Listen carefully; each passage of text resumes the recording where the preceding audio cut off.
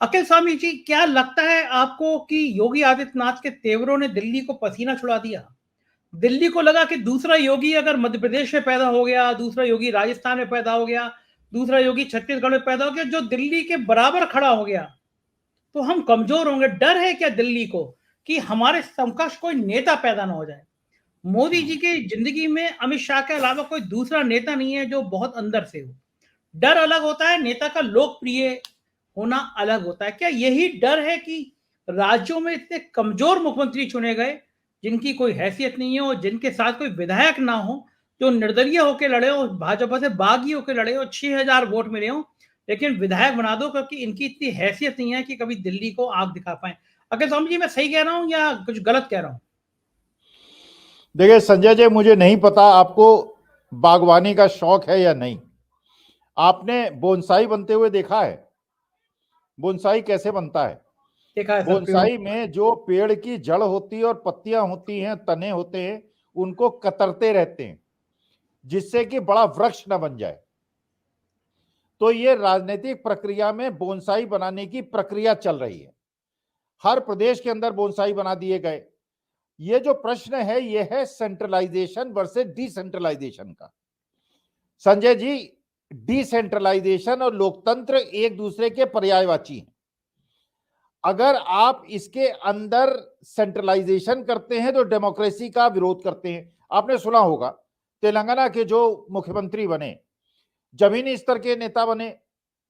जब वो वहां पे जो बीआरएस प्रमुख की तबीयत खराब हुई, हॉस्पिटल मिलने गए, जब वो जा रहे थे तो एक महिला ने अन्ना कह के उनको बुलाया। सुरक्षा घेरे को तोड़ा उन्होंने, उस महिला के पास गए और उन्होंने जाके उससे बात की, कहीं बैठी रहो, मैं तुमसे खड़े होकर बात करता हूं और तुम्हें खड़े होने की जरूरत नहीं है। देखिए, ये लोकतंत्र की पहचान है।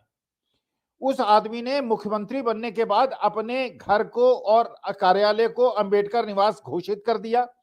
बिना रोक टोक के आप जाके उससे मिल सकते हैं क्योंकि वो जमीनी नेता है, संघर्ष करने वाला नेता है।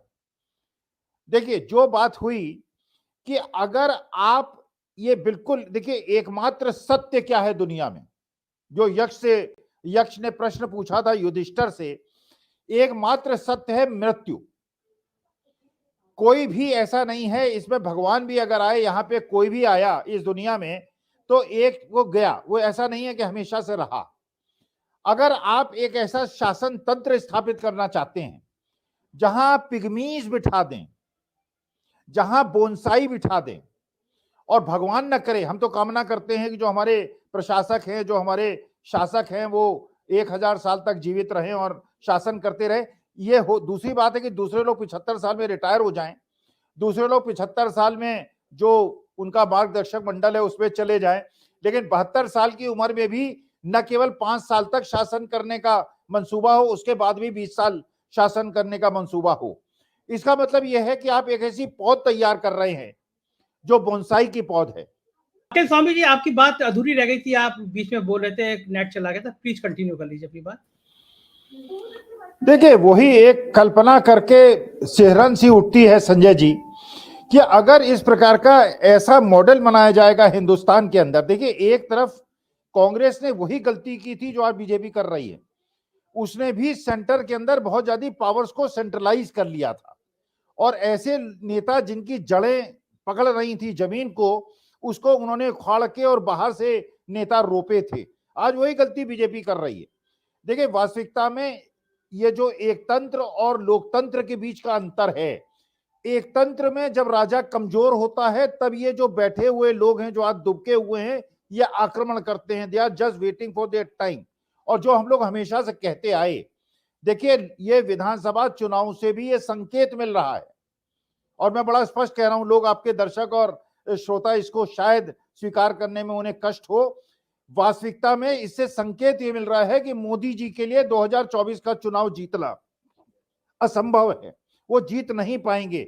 जिस प्रकार से कर्नाटका तेलंगाना के अंदर डीके शिवकुमार सीधा रमैया वहां पे कंडक्ट अपने को कर रहे हैं, अब मोदी जी के लिए वापस आना, और 30-40 सीट भी अगर उनकी कम होती है, उसके बाद ये जो बैठे हुए छत्रप है ये अपना रंग दिखाएंगे, क्योंकि ये इस बीच में अगले 6 महीने केवल अपने को ऑर्गेनाइज करेंगे, चाहे वो वसुंधरा राजे हो और दूसरी बात यह है, देखिए एक प्रश्न उठता है, क्या उत्तर प्रदेश, बिहार, मध्य प्रदेश, राजस्थान, महाराष्ट्र की अस्मिताएं साउथ वालों ने समझ लिया है, साउथ की स्टेट ने समझ लिया है कि ये नॉर्थ का इन्वेजन हो रहा है उनके ऊपर, और ये हम नॉर्थ वालों को, गोबर भट्टी वालों को समझना है कि अभी तक तो हम लोग सूर्य को जो अर्घ्य चढ़ाते हैं, पूरब से सूर्य निकलते हैं, उनको अर्घ्य चढ़ाते हैं, अब हमें गुजरात की तरफ देख के अर्घ्य चढ़ाना पड़ेगा शायद, क्योंकि गुजरात लॉबी जिस प्रकार से पूरी हिंदुस्तान की लॉबी को, हिंदुस्तान को डोमिनेट कर रही है और हर क्षेत्रीय अस्मिता का नाश कर रही है, अगर नहीं चेते ये नेता